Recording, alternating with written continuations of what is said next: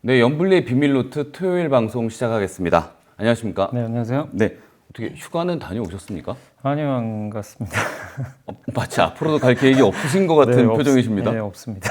이 금융 쪽에 계신 분들은 주로 이렇게 딱 가시기가 어려워 아니, 보이긴 근데 뭐 하는데. 그거는 이제 하는 업무에 따라 다를 수도 있는데 이제 네. 저 같은 경우는 사실 이제 매일 좀 이렇게 많은 시간 비우기가 좀 어렵다 보니까 코너가 너무 많으시죠? 지금 많기도 출연하시고 하고, 진행하는 제가 데가. 이제 회사에서는 저 매일 또 방송도 해서 올려드리다 보니까 그 뭐 진짜 대부분 일주일 쉬거든요. 일주일 쉬면은 뭐 일주일이 그냥 공백이 되기 때문에 그러니까. 저도 안 좋고, 네, 그래서 그냥 저는 이제 웬만하면은 그 좀 길게 쉬는 그 연휴 있잖아요. 뭐 네네. 추석이나 아, 그냥 그때 껴서 갑니다. 이번 추석만 기다리고 계시겠네요. 네, 뭐 기다리는 건 아니고. 알겠습니다. 네. 아유, 이슈가 많은 한 주였는데 어떤 이슈가 있었는지 먼저 증시 흐름부터 정리해 보겠습니다. 그러니까 지난주 금요일 날 이제 증시가 폭락했잖아요. 네. 폭락하고 이제 좀 많은 분들이 걱정하셨는데 뭐 국회 이제 청원도 좀 올라오고 하면서 세금 이슈가 그래도 좀 되돌려지지 않겠냐. 이제 기대. 그런 기대감 때문에 이제 증시가 지난 금요일 날 빠진 거 이제 거의 다 회복하면서 이번 주는 좀 좋은 모습으로 마무리가 됐고, 거기다 이제 관세도 이제 의약품 빼고는 다 발표가 됐어요. 그렇죠. 사실상. 예. 네. 뭐 반도체도 사실은 그게 우리가 이게 되돌려서 생각하면 악재는 아니었고, 어떻게 보면 또 미국은 경기가 안 좋은데 금리 인하 기대가 생겨버려가지고 증시가 오히려 또 그걸 좋게 받아들이고 있고, 또 미국 기업들은 예상보다 굉장히 좋은 실적들을 지금 내주고 있습니다. 거기다가 부진했던 삼성전자가 요새 뭐 연달아 호재가 계속 나오잖아요. 뭐 애플 파트너가 됐다. 뭐 숨겨놨던 걸 꺼내는 네, 느낌이에요. 맞습니다. 예. 그래서 삼성전자 저렇게 잘 되니 또 반도체 소부장도 좋아지면서 코스닥도 좀 잘 버텼고, 거기에 이제 중국 단체 관광객 드디어 이제 비자 문제 결정이 됐고, 그 다음에 이제 우리나라 기업들도 이제 실적 시즌이 이제 한창인데 정말 가장 놀랐던 기업 중에 하나가 APR, 아모레퍼시픽을 이기고 화장품 시총 1등이 돼버렸어요. 장원영 씨. 네. 그래서 정말 인디 브랜드 회사가 정말 이렇게 대형 회사를 이겨버리는 그런 좀 상황이 펼쳐지고 있는데, 어쨌든 뭐 영원한 건 없겠지만 많은 이런 변화들이 생기면서 그게 뭐 국내 증시에 이번 주는 어쨌든 이제 비우호적인 게 아니라 좀 우호적으로 작용하면서 시장 전체적으로는 좀 견조했다라고 말씀을 드리겠습니다.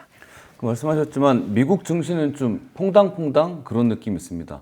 예측도 쉽지가 않고 실적하고도 어긋나기도 하고 하루 오르면 하루 빠지는데 그 고용 지표를 바라보는 시각이 다른 것 같아요. 네. 고용 지표에 따라서 경기 둔화인지 아니면 이것 때문에 금리가 인하될 것 같은지 이런 기대가 약간 섞여 있는 것 같은데. 그러니까 막상 이제 이런 어떤 이제 경제 지표가 이제 발표가 되면 그날은 또 빠집니다. 경기가 안 좋네 생각보다. 그래서 지난주 금요일 날 고용이 뭐 사실 굉장히 좀 충격적이었잖아요. 네. 그리고 이제 노동통계국장까지 막 해고를 해버릴 정도로 좀 트럼프 입장에서도 굉장히 안 좋은 이제 지표가 나왔는데 그날은 이제 급락했죠. 근데 그 다음에 월요일 날은 금리 인하 할 것 같네? 그러면서 또 지수가 바로 반등해버리고, 또 그 다음날은 ISM 서비스업 지표 나왔는데 안 좋으니까 또 빠지고, 그리고 다음날은 또 금리 인상 기대가 막 이렇게 막 섞여 있어요. 그래서 하루하루 그냥 사실은 그냥 아무것도 변한 게 없어요. 그냥 지표는 지표고 그저 금리 인하 할 것 같고. 네. 근데 사실 그냥 하루는 좋게 해서 하루는 나쁘게 해서, 그러니까 시장 참가자들의 심리도 그냥 온탕냉탕입니다. 왜냐하면 지수는 많이 올라왔는데 근데도 지금 미국의 이제 투자분들 심리는 그래도 위험을 막 선호하려고 그래요. 예. 위험을 선호한다는 거. 돈을 빼기보다는 적극적으로 해서 민주식들 여전히 강하잖아요. 막 그러니까 그런 이제 위험 선호 현상이 아직은 강하다 보니까 시장이 좀 좋은 쪽으로 해석하는 부분도 분명히 있는 것 같습니다. 그래서 시장 자체는 어쨌든 이제 횡보하면서 좀 잘 버텨주고 있고, 다만 이제 급격한 위축은 아니더라도 우리가 이제 생각해야 될 거는 고용은 꺾인 건 지금 맞거든요. 계속 지금 꺾이고 있기 때문에 결국 금리 인하는 이제 거의 가시화됐고, 또 거기다가 그 이번에 쿠글러 연준 이사가 퇴임을 하면서 그 빈자리에 이번에 이제 집어넣으려고 이제 임명한 사람이 이번에 그 백악관의 경제자문위원회 위원장을 이번에 이제 거기다가 앉히기로 했죠. 근데 그 사람이 월가의 헤지펀드 또 출신이고, 결국 그거죠. 그냥 트럼프 말 그대로 행동한 사람이거든요. 그냥 그래서 그림자 연준 의장을 거기다 앉혀놨다. 이런 좀 평가가 있는데, 그럼 이제 파웰 의장이 뭔가 얘기할 때마다 계속해서 그렇죠. 예, 압박을 하겠죠. 그래서 이제 결국 지금 금리 인하 확률이 90%가 넘어갔습니다. 넘어갔기 때문에 시장은 이제 금리 인하는 거의 9월에 한다고 그냥 생각하시면 될 것 같아요. 거의 하고, 다만 이게 좋은 건 아닌 게 미국의 경기가 안 좋아져서 하는 거기 때문에 사실 좀 좋게 해석하기는 어렵다. 그래서 지금 미국 증시는 어쨌든 방향성 없이 계속 좀 등락을 거듭하고 있다라고 보시면 되겠습니다. 트럼프가 반도체 100% 관세 부과한다 발표를 했는데 이게 오히려 악재가 아니라 호재로 뒤바뀌었습니다. 그 삼성전자하고 TSMC 주가가 급등을 했는데 그 이유를 한번 설명해 주시죠. 그러니까 반도체 관세 부과한다고 얘기를 했는데 100%니까 이제 다들 처음엔 너무 놀랬죠. 100%면 너무 높다 이렇게 생각했지만 주식시장은 이제 오히려 이걸 호재로 받아들였죠. 왜냐하면 전제 조건을 얘기를 해버렸어요. 그러니까 트럼프 대통령이 물론 이제 이게 말로 했기 때문에 나중에 어떻게 될지 모르겠지만 일단 본인 입으로는 뭐라고 했냐면 지금 미국 애플처럼 생산을 미국으로 이전하거나 이전을 확실히 약속한 기업들은 관세를 면제받게 될 거다. 이렇게 좀 얘기를 했기 때문에 뭐 이게 진짜 그러니까 거짓말이 아니라면 그러니까 이 미국의 공장을 지을 이 계획표만 딱 가져가도 그냥 면제 주겠다는 얘기거든요. 아, 계획만 있어도 실제 예, 운영하기 그렇게 전이라도 하겠다고 약속만 해도 면제하겠다. 근데 그거에 대한 이제 구체적인 뭐 그런 계획표는 가져가야 되겠지만 이게 아직 그러니까 공장을 안 지어도 그냥 해주겠다는 거예요. 미국의 이런 그 어떤 투자만 좀 해준다는 약속만 해주면. 그래서 그 부분에 있어서 그러니까 결국에 관세를 면제한다기보다는요 유예시켜 주는 거죠. 관세를 부과하되 너 약속했네. 그럼 공장 지을 때까지는 내가 면제해 줄게. 약간 이런 느낌이에요. 그래서 이거는 삼성한테 일단 호재죠. 삼성은 그렇죠. 이미, 삼성은 이미 공장이 있고 이미 또 짓고 있고 뭐 추가 투자도 할 수 있는 게 지금 우리나라 대미 투자 펀드 3,500억 달러 중에 2,000억 달러가 거기에 반도체, 2차 전지, 바이오가 들어가 있어요. 그 안에도 들어가 있기 때문에 사실상 우리나라한테 그냥 면제를 줘버린 거죠. 어차피 써야 될 돈이었네 그쪽에. 그 TSMC도 이미 투자한다고 약속했거든요. 그렇죠. 예, 그렇기 때문에 애플도 마찬가지가 되겠죠. 그렇게 되면 그래서 반도체 오히려 이게 악재가 해소돼 버렸어요. 그 순간 갑자기. 그 불확실성이 오히려 해소되는. 그리고 관세를 설사 부과해도 우리나라는 또 최애국 대우를 받아서 그 우리나라에서도 정부가 발표한 건 뭐냐면 한국은 100%가 아니라 설사 관세 부과가 돼도 15%다. 거기에 이제 우리나라 상호관세 거기에 맞춰서 부과되니까 이렇게 되면 이제 크게 부담은 또 없기 때문에 결국에 관세 이슈가 악재가 아니라 발표가 되면서 악재 해소 오히려 또 좋은 쪽으로 해석이 되면서 반도체 기업들의 주가 좋았고 우리만 좋은 게 아니라 미국 반도체도 다 급등해 버렸어요. 그래서 이번 반도체 관세는 뭐 시장 예상보다는 훨씬 좋은 쪽으로 결론이 났다 이렇게 말씀드리겠습니다. 현재 SK 하이닉스도 건설 중이죠 공장을. 근데 거기 투자한다 그랬어요. 네, 투자를 한다고 했는데 모르겠습니다. 이제 규모가 아주 큰 건 아니라서 다만 이제 이거는 또 혹시 트럼프가 SK 하이닉스에 대해서 만약에 뭐 규모 늘려라 하면 뭐 최태원 회장이 또 결정을 하겠죠. 그래서 아마 근데 우리나라는 어쨌든 삼성과 하이닉스가 미국에 추가 투자 가능성은 높아요. 왜냐하면 이번에 대미 투자 펀드에 거기가 이제 반도체가 들어가 있기 때문에 그래서 아마 하이닉스도 면제당할 가능성은 상당히 높다 이렇게 보고 있습니다. 그럼 의약품도 한 250% 부과한다고 언급했는데 이건 좀 우려가 되는 일 아닌가요?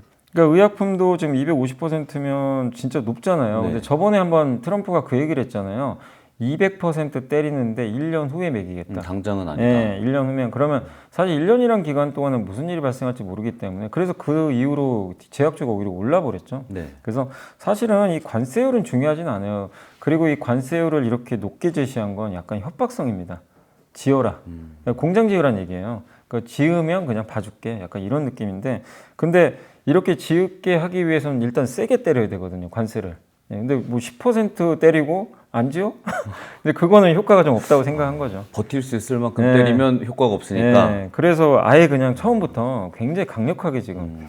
근데 이제 이 관세율에서 알 수 있지만 100% 반도체는 100인데 의약품은 250이면 트럼프는 반도체 공장보다 제약 공장을 미국에 무조건 만들고 싶어 하는 게 더 지금 큰 것 같아요. 관세율만 딱 봤을 때는.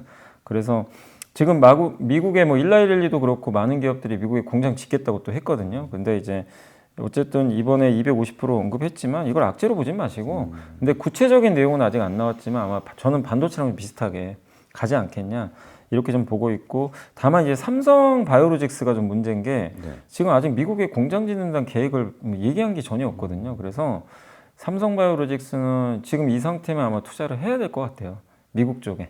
네, 그래서 공장 건설에 대한 부분들은 아마 삼성 바이오 쪽에서 나올 것 같고 셀트리온은 이번에 그 뉴스가 나온 게 일라이릴리 미국 그 위탁 생산 공장이 있어요. 네. 그거 인수한다는 얘기가 있어요. 아예 그냥 미국 공장을 인수하는 거죠. 그러면 이제 뭐 어떻게 보면 셀트리온은 관세를 안 내도 되는 거죠. 그 공장에서 만드는 거는. 그렇기 때문에 사실상 이제 미국 투자는 불가피해졌다. 그러니까 어느 기업이든 간에 일단 뭐 기간은 언제가 될지 모르지만 미국 투자는 불가피한 상황으로 가게 됐다. 이렇게 좀 보시면 좋겠습니다. 그 어렵다고 했던 애플도 미국에서 제조하겠다는 얘기를 했잖아요. 천억 달러를 투자해서 짓는다고 했는데 거기에 파트너가 삼성이 된다는 뉴스가 있어서 시장이 좀 깜짝 놀랐습니다. 네. 이게 이제 애플 먼저 말씀드리면 5천억 달러 투자를 발표했는데도 관세 때리기로 했잖아요. 네. 근데 이제 이번에 1천억 달러 투자한 이후로 갑자기 주가 폭등해 버렸습니다. 그 이유가 뭐냐면 두 가지인 게 첫 번째가 아까도 말씀드린 것처럼 미국의 공장 지으면 관세 면제 가능성이 높아요. 아마 협상을 제가 봤을 때 한 것 같아요. 그래서 그걸 한 것 같고 트럼프가 원한 건 미국에다 아이폰 조립해라. 공장을 만들기 원했어요. 근데 팀쿡은 그걸 싫어요. 그렇게 할 수는 없어요. 이 조립 공장을 여기다 만드는 순간 비용이 정말 장난 아니고 얼마짜리 아이폰이 나와야 될지. 그래서 이번에 애플한테 또 협상을 잘한 게 조립 공장 그대로 해외. 대신에 부품 공급망 있죠. 공급망의 일부만 미국에 지어라. 이걸 딜을 한 것 같아요. 그래서 이 1천억 달러는 이거예요. 미국 제조 프로그램 AMP라는 이 프로젝트에 들어가는 자금입니다. 그래서 미국에 이제 제조 공급망을 만들어요. 그래서 여기서 만든 이제 요거는 아이폰을 만드는 게 아니라 예를 들면 이제 그 코닝이라는 기업은 유리 만들죠. 네. 아이폰에 들어간 유리를 만들기로 했고 여기에 근데 이제 삼성전자가 들어와서 깜짝 놀란 거예요. 삼성이 왜 여기 들어가 있지? 보통 소니 아니면 TSMC가 들어가야 되거든요. 근데 빠져 있어요. 그래서 알아봤더니 뭐 그 애플 아이폰에 들어가는 칩 중에 이미지 센서, 네네. 이미지 센서 이제 카메라에 들어가는 이제 이 빛을 받아서 우리가 이제 이 디지털 화면으로 볼 수 있게 해주는 그 센서 반도체인데 이거 아이폰에 들어가는 거는 거의 소니가 만듭니다. 소니는 직접 공장도 있어요, 일본에. 그러니까 설계하고 그냥 공장까지 다 있어요. 근데 사실은 이미지 센서는 이제 업계에서 평가는 삼성 게 되게 좋다고 알려져 있어요. 근데 애플은 삼성 걸 안 쓰거든요. 거의 그냥 소니 거만. 왜냐면 또 경쟁사다 보니까 꺼려지는 거죠. 근데 그래서 그 이 갑툭튀라 그러잖아요. 이게 튀어나온 거. 그거를 사실 이제 삼성은 이 기술력으로 좀 해결을 했다라는 좀 얘기가 있는데 이렇게 되면 근데 아마 삼성을 채택한 건 결국 애플도 삼성의 기술이 좀 좋은 걸 인정한 거 아니냐. 네, 그래서 삼성의 그 오스틴 공장이 있습니다. 네. 거기가 가동률이 좀 그렇게 높지가 않잖아요. 삼성은 너무 좋죠. 텍사스 이번에 새로 만든 공장에선 테슬라, 오스틴에선 애플 거. 뭐 물량이 얼마가 되더라도 이것도 근데 조 단위 규모이기 때문에 삼성한테 너무 좋고 삼성이 이미지 센서 되게 잘 만들거든요. 근데 이거를 애플에 공급하는 순간 이건 게임이 달라져요. 왜냐하면 삼성폰과 애플폰은 또 규모 자체가 또 다르기 때문에 약간 사진을 찍을 때에도 두 제품의 특성이 좀 다른 것 같긴 맞아요. 해요. 예. 근데 일단 애플이 이제 삼성 적인데도 이거를 선택했다는 건 상당히 그래서 아마 아이폰 18부터 들어갈 것 같아요. 27년도 모델부터 아마 들어갈 것 같습니다. 그래서 연간 수조 매출이 가능하고 그러니까 삼성의 이미지 센서 만드는 사업부도 좋지만 이걸 만드는 회사가 삼성 파운드리가 또 만들어주거든요. 그러니까 삼성 파운드리한테도 좋아서 여러모로 애플한테도 좋고 삼성도 이게 그냥 겹 호재가 지금 생겨버린 그런 좀 좋은 뉴스가 일단 나왔습니다. 그러니까 똑같이 보면 삼성전자는 좀 며칠 쭉 올라가는 것 같고 바이오는 살짝 내려가는 것 같더라고요, 주가가. 맞습니다. 자, 이런 거 보면 트럼프의 관세 정책은 미국인들이 좋아할 만해 보이는데요. 왜냐하면 이제 제조업 공장을 짓게 만드는 게 이 1차 목적은 그거거든요. 제조업 만들어서 여기서 일자리 만들고 그리고 관세 때리면 관세로 세금이 들어가니까 그 돈 벌어서 국민들한테 나눠주겠다. 약간 이런 건데 근데 사실은 실제 그게 지금 가능해져 버리니까 이거 생각보다 지금 이제 미국인들 입장에서는 효과가 있는 거죠, 사실은. 최근에 그 AI 관련주들이 서로 성적들이 좀 차별화가 되는 것 같아요. 메타는 엄청 잘 나가는 것 같고 구글이랑 이런 빅테크 AI 투자는 어떤 시각으로 지금 저희가 투자에 방향을 잡아야 될까요? 네, 뭐 여러 번 말씀드렸지만 이제 이번 주에도 팔란티어 실적도 발표됐고 뭐 그동안 발표된 G 버너바나 뭐 구글, 메타 이런 기업들의 실적 보면 그냥 AI를 의심할 이유가 일단 없는 거죠. 아예 너무나 성장을 잘하고 있고 투자도 그러니까 이렇게 또 성장하니까 투자를 또 안 할 수도 없어요. 그리고 이번에 그 GPT-5 아마 네. 공개됐잖아요. 오늘 막 다들 네. 써보고 그러더라고요. 근데 그거 무료로 또 공개를 해버리고 근데 그 GPT-5는 또 레벨이 다르거든요. 근데 그런 것들은 AI 투자 안 하면 할 수가 없는 겁니다. 엄청난 데이터 센터 투자가 들어가야 돼요. 그러니까 이런 걸 보면 일련의 사건들을 보면 AI 투자를 우리가 딥시크 때문에 한 번은 의심은 했지만 절대 지금은 의심할 수는 없는 상황이고 오히려 그때 이제 예전에 한 구글 CEO가 그 얘기했잖아요. 과소 투자하느니 차라리 과잉 투자하겠다. 네, 그게 낫다. 했는데 그 말이 진짜 사실이었던 거죠. 그래서 지금은 약간 분위기는 어떻게 가냐면 그동안은 GPU가 부족했어요. 네. 엔비디아 치. 근데 이제 정상적으로 공급되는데 지금은 부족한 게 데이터 센터가 부족하대요. 와. 그래서 아마존이 좋은 실적 내고도 주가가 박살난 게 전력 공급이나 이런 게 안 돼서 이거 더 어떻게 할 방법이 없다 지금. 제약이라는 건 뭐냐면 데이터 센터 제약을 얘기하는 거예요. 그래서 앞으로 수많은 기업들이 데이터 센터에 집중 투자를 할 수밖에 없어요. 그래서 이제 사이클이 GPU에서 약간 데이터 센터로 넘어가고 있다. 그래서 데이터 센터 관련된 미국의 밸류 체인들 되게 많거든요. 뭐 코어이브 같은 회사도 있고. 근데 슈퍼 마이크로 컴퓨터는 뭐 AI 서버 만들지만 근데 이런 건 좀 조심하세요. 투자하실 때 항상 좀 말씀드리고 싶은 게 엔비디아 잘 나가면 슈퍼 마이크로 컴퓨터가 같이 갔거든요. 엔비디아 칩 받아서 서버 그렇죠. 만들어서. 네. 근데 델하고 HP가 여기 들어오기 시작한 거예요. 아. 그 주가가 박살이 났어요. 그러니까 여러분들이 투자할 때 무조건 수혜주라고 해서 사시면 안 되고 경쟁을 좀 보셔야 돼요. 여기 먹을 거 하나 있는데 한 명이 먹는 거랑 세 명이 누가 더 먹으면 들어오는 거나. 예. 근데 점유율을 점점 뺏기면 그렇죠. 그 회사 안 좋아지거든요. 근데 어쨌든 지금은 그 데이터 센터가 지금 폭발적으로 성장할 수 있기 때문에 이번에 뭐 팔란티어 실적도 뭐 너무 좋고 한데 우리가 느낄 수 있는 건 점점 더 데이터 센터 밸류 체인을 좀 더 공부하셔가지고 뭐 그게 국내 기업도 좋고 뭐 해외 기업 그러니까 반도체뿐만 아니라 관련된 그러니까 우리나라로 따지면 그런 변압기 회사들이 사실 데이터 센터에 이런 많이 변압기 들어가죠. 공급하니까 네. 뭐 그런 게 하나 예죠 사실은. 그래서 그런 쪽을 이번 한번 요번에 이제 실적 발표 보면서 한 번 더 여러분들이 고민을 해보시면 좀 좋을 것 같습니다. 가장 큰 고민은 근데 밸류에이션이에요. 지금 네. 현재 좀 높고 특히 메타 같은 경우에 최근에 너무 많이 올라서 거기는 근데 이게 그때- 밸류가 비싸긴 한데 뭐 그 팔란티어 올해 주가 엄청 올랐잖아요. 네. 근데 PER이 그때도 200배인데 지금 300배 넘었는데 계속 올라요. 그러니까 이게 저도 너무 어려운 게 비싼데 계속 가요.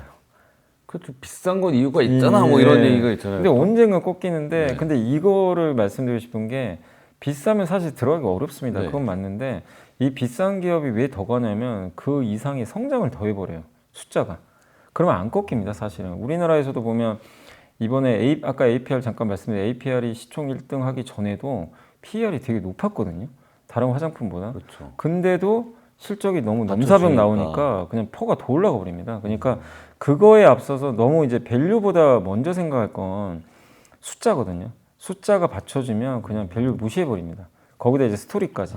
그래서 그걸 먼저 보시고 단 그런 기업들은 여러분들이 그냥 매일 긴장은 하셔야 돼요. 왜냐면 비싸기 때문에 뭔가 꺾이는 게 잠을 나오잖아요. 못 자잖아요. 네, 그러니까 꺾이는 게 나오면 그냥 갑자기 무너져 버려요. 그래서 그런 좀 단점은 있는데 대신에 막대한 수익을 또 주기도 하니까. 근데 그거는 어쩔 수 없어요. 그 장단점이 있기 때문에 그걸 선호하기 싫어하시는 분들은 그쪽은 아예 접근 안 하시는 게 맞고 나는 그쪽에서 계속 한번 승부를 보겠다 하시는 분들은 계속 업데이트 하시면서 들고 가는 전략이 좀 필요할 것 같습니다. 알겠습니다. 그 AI하고 쌍벽을 이루던 게 비만 치료제였잖아요. 네. 그런데 노보노디스크가 힘이 좀 없고 어제는 일라이릴리도 아마 그 새로 만들고 있는 거에 그 성능이 별로 안 좋다고 해서 좀 빠졌거든요. 네. 이 비만 치료 시장은 좀 밀어둬야 될까요? 저는 그게 아니고 이제 비만 치료제가 사실 각각의 좀 악재들이 좀 있었어요. 일단 노보노디스크는 이제 경쟁이 심화되고 있다. 그 얘기가 많이 나왔죠. 왜냐하면 두 가지인데 일라이릴리의 마운자로랑 경쟁하는데 사실 마운자로에 대한 평가가 좀 더 좋거든요. 근데 우리나라에도 좀 들어와요. 이제 마운자로가. 근데 가격을 더 할인해서 들어오더라고요.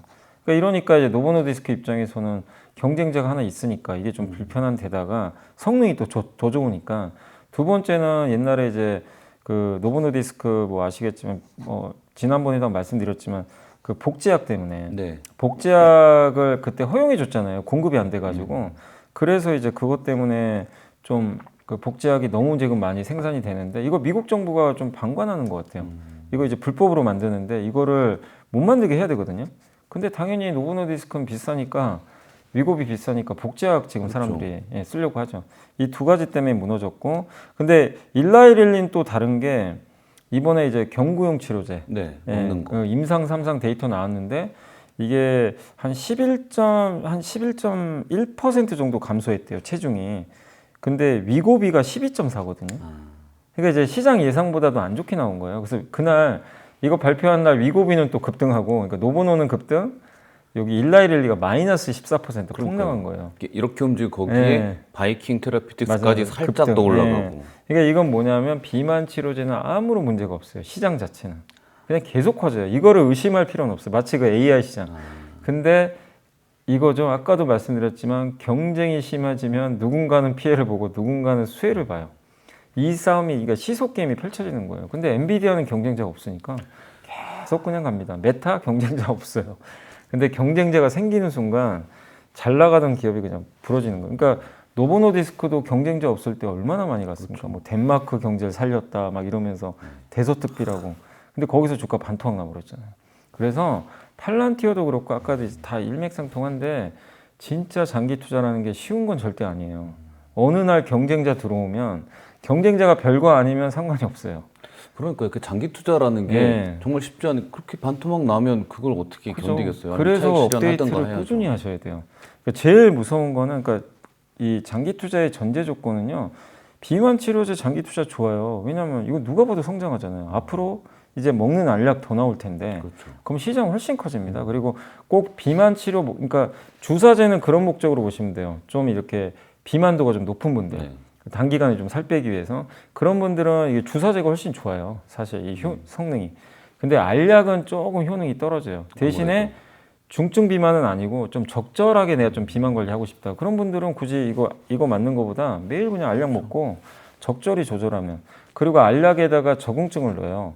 뭐 이렇게 심혈관 질환을 예방한다거나 몇 개 넣어줄 이제 그 효과가 좀 있으니까 그래서 이제 꾸준히 복용하는 거죠. 매일매일. 그 시장도 또 따로 있거든요. 그러니까 시장 전체는 커지는데 여기서 여러분들이 선택할 건 뭐냐면 어떤 기업을 선택할 거냐. 왜냐면 경쟁이 너무 치열해요. 그래서 저는 차라리 ETF가 낫다.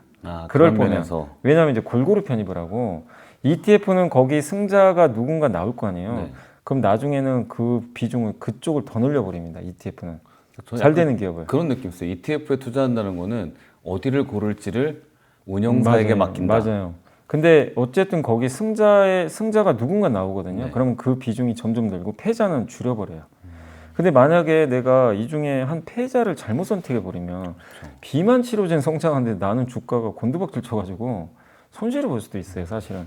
그래서 사실은 ETF 투자도 되게 좀 괜찮은 것 중에 하나가 이런 경우. 아니 시장은 진짜 커질 거 명확한데 누가 성자가 될지 좀 솔직히 모르겠다. 약간 그 삼성전자와 SK 하이닉스가 주가가 서로 맞아요. 다르게 움직이는 것처럼 이 비만 치료제도 약간 그렇게 움직이는 것 같아요. 그래서 이 시장을 의심하지 마세요. 시장은 분명히 커지는 건 맞고 이 안에서 아직은 이제 초기 국면이다 보니까 너무 경쟁이 치열해서 결과에 따라서 왔다 갔다 하고 있다. 그래서 이 부분들에 대해서는 의심은 하지 말자. 저는 그렇게 말씀드리겠습니다. 그 대주주 우리나라 보면은 대주주 양도 차익 과세 기준 완화 때문에 좀 급락을 했었는데 지금 그 부분이 좀 다시 복원될 거라는 기대감 나오고 있죠. 네, 맞습니다. 일단 지난주 이제 정부에서 그 대주주 이제 양도차익 과세 그거 기준을 완화하면서 주가가 아주 난리가 났잖아요. 네. 그래서 뭐 주말 사이에도 정말 뜨거웠죠. 뭐 정말 그래서 아마 정부에 대해서 배신감 느낀다, 아마 실망했다. 뭐 저도 좀 그렇게 느낄 수밖에 없었고. 그래서 근데 아직 결론은 안 냈지만 8월 안에 결론은 나겠지만 민주당에서는 이제 뉴스를 보니까 일단 그냥 원복하는 걸로 아마 결론이 난 것 같더라고요. 그러니까 10억이 아니라 다시 50억으로. 예. 그러니까 좀 약간 좀 의아한 게 이럴 거 알면서 왜 했는지 모르겠어요. 그러니까 진짜 모르고 한 건지. 저는 저게 좀 약간 아니 이거 분명히 이렇게 낮추면 반발이 이렇게 심한 거 뻔히 알 텐데. 그게 문제였던 것 같아요. 이게 방향성과 정책이 약간 괴리되는 느낌이 맞아요. 가니까. 그래서 사람들이 더 많이 실망을 했는데 일단 이제 다시 좀 원복한다는 얘기가 좀 이제 나오니까 근데 뭐 최종 결론은 이재명 대통령이 내야 됩니다. 그렇죠. 어차피 이거는 시행령이기 때문에 그래서 아마 뭐 우리가 원하는 쪽으로 결론이 날 것 같아서 이 부분은 이제 너무 걱정은 안 해도 되지 않을까 이렇게 좀 기대를 하고 있고 근데 한 가지 더 우리가 생각해야 될 거는 대주주만 보면 안 되고요. 배당소득 분리과세 세율이 그렇죠. 너무 높아요. 38.5로 지금 돼 있어요. 그리고 배당 성향이 무려 40% 이상인 기업만 혜택을 줘요. 거기에 포함되기가 쉽지 않더라고요. 네, 맞아요. 그래서 우리나라 전체 기업 중에 한 10%밖에 안 되고요. 삼성전자는 해당이 안 네, 돼요. 안 된다고 그러더라고요. 네.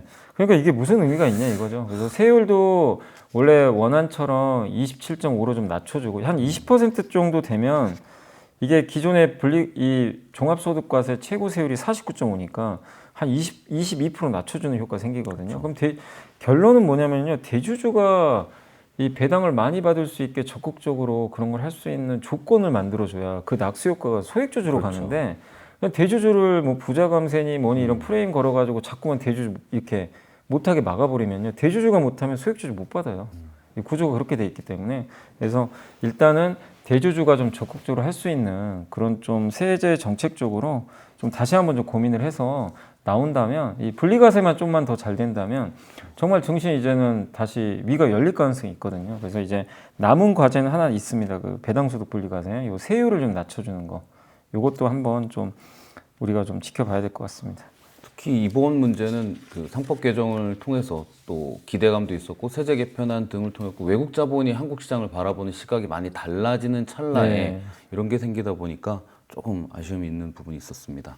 자, 이번 주 외국인 기관 개인의 매수 종목과 상승한 업종 정리해 보겠습니다. 자, 먼저 이번 주 외국인들이 많이 매수한 주식 10개 종목을 살펴보겠습니다.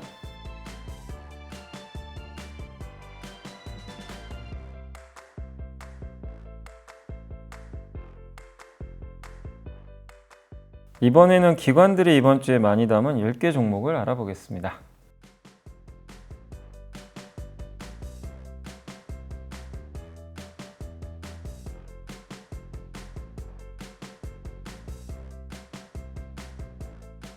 자, 이번에는 개인들이 이번 주에 가장 많이 산 주식 10개 종목을 살펴보겠습니다.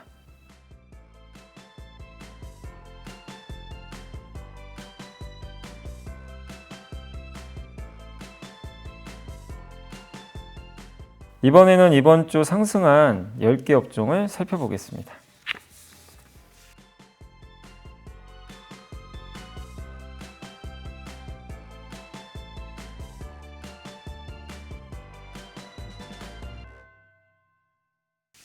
자, 이렇게 상승한 10개 업종, 그 상승한 업종 가운데 흐름이 더 이어질 수 있다고 주목할 분야는 어디가 있을까요?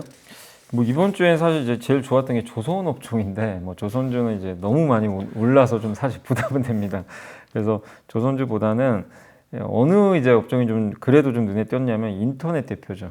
카카오가 깜짝 실적을 낸 거예요. 예, 그래서 네이버도 이제 같이 가는데 아마 인터넷 대표주들의 지금 실적이 좀 일회성은 아니기 때문에 조금 더 보시면 저는 좀 좋을 것 같고 그 다음에 이제 좀 또 좋았던 업종이 일단 엔터랑 카지노 업종. 요거 이제 같이 보시면 돼요. 그렇죠. 그 한알령 해제 이슈랑 그 이제 단체건 관계, 네. 비자 면제 요 이슈가 이제 시작이잖아요. 사실 어떻게 보면 그래서 엔터랑 카지노 쪽도 한번 여러분들이 좀 이렇게 더 주목하시면 좋겠고 그 다음에 2차 전지도 지금 꾸준히 좀 오르고 있는데 뭐 ESS 배터리 시장에 대한 기대감이 여전히 높기 때문에 이쪽도 좀 관련해서 좀 다음 주까지도 연결이 좀 되지 않을까 싶습니다. 그래서 인터넷 대표주, 엔터, 카지노, 이 배터리까지 한번 좀 주목 계속 해보시면 좋을 것 같습니다. 조방원 했었잖아요. 네. 그 이방원인가 뭐 이런 생각도 이방원. 오늘 언뜻 해봤습니다. 네, 네. 자, 염인사님이 선정하신 이번 주의 보고서는 어떤 주제인가요? 네, 그 메리츠 증권의 황수욱 연구원님이 요건 좀 사실 미국 주식과 좀 연결이 된 그런 내용이라고 보시면 되겠고 근데 우리나라에도 시사하는 바가 있으니까 한번 보시면 좋을 것 같습니다. 제목은 단기 전력 부족과 발전기 산업 요 내용인데 일단 2분기 지금 미국 기업들의 실적 굉장히 좋고요. 그 실적 발표한 기업의 81%가 어닝 서프라이즈를 지금 발표를 했습니다. 그러니까 이제 미국 증시가 좋은 이유 중에 하나인데 뭐 가이던스도 계속 올리고 있고 특히 AI가 너무 좋죠. 네. 예. 근데 이제 강력한 지금 초과 수요 상태에 있는 AI 반도체 기업 엔비디아가 시총 4조 달러도 좀 돌파를 했고 아까 말씀드린 팔란티어도 뭐 올해 너무나 좋았고 GE 버노바도 이제 이 AI나 이런 데이터 센터에 들어가는 전력 공급을 하기 위한 그 LNG 발전소의 가스터빈 그걸 만드는 업체죠. 그러면서 이제 주가가 좀 상당히 많이 올랐는데 어쨌든 지금 전기료가 굉장히 가파르게 올라간대요. 왜냐하면 전력이 부족하니까. 예. 그래서 전기료 상승률이 지금 굉장히 높은 상태고 경매 이 전기 판매하는 이제 경매 가격도 최근에 한 22%나 상승을 했다고 하니까 얼마나 지금 이제 전력 수요가 수요는 좋은데 공급이 안 되는지 우리가 다시 한번 그걸 좀 느낄 수 있고 그래서 근데 이제 좀 이 데이터 센터에 이제 전력을 공급하는 게 여러 개가 있잖아요. 사실은 여러 가지가 있는데 원전은 좋긴 한데 문제가 이거 원전 지어서 완공하는데 10년 걸리고 너무 오래 걸리니까 기존 원전은 괜찮은데 신규 원전은 당장은 도움이 안 돼요. 10년이나 걸리니까. 그래서 근데 가스터빈이 그래서 급부상한데 근데 가스터빈도 사실은 이거 하려면 그 가스터빈도 공급만 해도요. GE 버너바, 지멘스, 미쓰비시, 두산에너빌티 네 곳이 만들어요. 근데 이거를 지금 주문하면 4년 걸린대요. 가스터빈이. 공급이 부족해가지고. 그렇죠. 원래 공급하던 데들이 있고. 네, 그래서 주문도 막 밀려 있고. 네. 그러니까 이것도 당장 뭔가 해결하기 좀 어려워요. 그래서 이제 여기서 하는 얘기는 뭐냐면 전력 발전기 업체를 주목하자. 이 얘기입니다. 전력 발전기. 그러니까 이게 뭐냐면 엔진하고 비슷하대요. 그러니까 엔진 만드는 그 회사들이 이걸 좀 만들고 있대요. 그러니까 일반적으로 여러분들이 잘 아시는 그 캐터필러, 미쓰비시 중공업 다 엔진 만드는 롤스로이스 엔진으로 유명하죠. 그리고 미국의 커민스란 기업인데 이 회사들이 엔진을 만드는데 발전기를 같이 만들어요. 그래서 이 전력 발전기가 뭐냐면 이제 데이터 센터에다가 이 발전기 돌려가지고 전력을 공급해주는 이거를 만드는 기관이 근데 이걸 왜 주목하자고 하냐면 이게 주문 들어가서 만드는데 시간이 짧대요. 예, 그래서 이게 개당 크기가 컨테이너 한두 개 정도 사이즈고요. 그리고 현재 주문하면 인도까지 기간이 그러니까 인도하는데 16에서 20주. 20주면 반년도 안 돼요. 그렇죠. 그죠? 예, 그래서 뭐 물론 이제 완전 패키지 발전기랑 연료 탱크까지 같이 만들어도 한 50주. 50주면 딱 1년이죠. 네. 그러니까 이제 아까 말씀드린 원전이나 가스터빈보다 훨씬 이제 이게 공급 기간이 짧아요. 짧으니까 이게 좀 당분간 대체제하지 않겠냐. 이런 좀 얘기고 그리고 이게 좀 작잖아요. 사실은. 네. 작은데 이 40개 발전기를 병렬로 이렇게 연결을 딱 하면요. 이 초대형 이제 그 어떻게 보면 서버 같은 데 있죠. 네. 들어가는 이 하이퍼 스케일러라고 하는데 하이퍼 스케일러 주로 이제 빅테크를 얘기한다고 보시면 될 것 같아요. 거기서 필요로 하는 이제 전력을 이 40개 발전기를 그냥 병렬로 딱 연결하면 그걸 그냥 커버할 수가 있다고 합니다. 전력계 HBM. 예, 약간 그런 느낌인데 그러니까 약간 이게 이제 대용 역할을 하는 거예요. 지금 그러니까 이거는 가스나 디젤을 넣어갖고 발전을 시키는 맞아요. 저희 뭐 캠핑 가고 맞아요. 그거의 큰 버전인 거죠. 그러니까 커민스란 기업이 사실은 이제 그 미국의 이제 소형 이제 그 가정용 있죠. 가정용 발전기 만드는 기업 중에 하나거든요. 근데 그런 뭐 회사도 있고 그다음에 이제 제네라 홀딩스 이런 기업도 있는데 이 기업들이 이제 이런 그 사업들을 좀 하고 있거든요. 그러다 보니까 특히 제네라 홀딩스가 가정용 소형 발전기는 미국에서 점유율이 1위라고 합니다. 그래서 이 기업들이 실적 발표하고요, 실제로 주가도 좀 많이 올랐다고 합니다. 그러니까 우리가 생각해야 될 거는 이제 아까 이제 기자님도 말씀해 주셨지만 좋은 건 아닌데 너무 많이 들어오른 거 아니냐. 근데 이쪽은 상대적으로 또 못 올랐어요. 아직 안 올랐으니까. 데이터 센터 밸류 체인인데. 그러니까 데이터 센터 밸류 체인이요. 이게 공부하다 보면요. 우리가 아까 말씀드린 뭐 GE 버노바도 있고 엔비디아도 있고 뭐 여러 개 있는데 다 아는 기업인데 여기 또 내려오다 보니까 이런 발전기 회사까지 연결이 돼요. 그러니까 찾아보면 계속 나와요.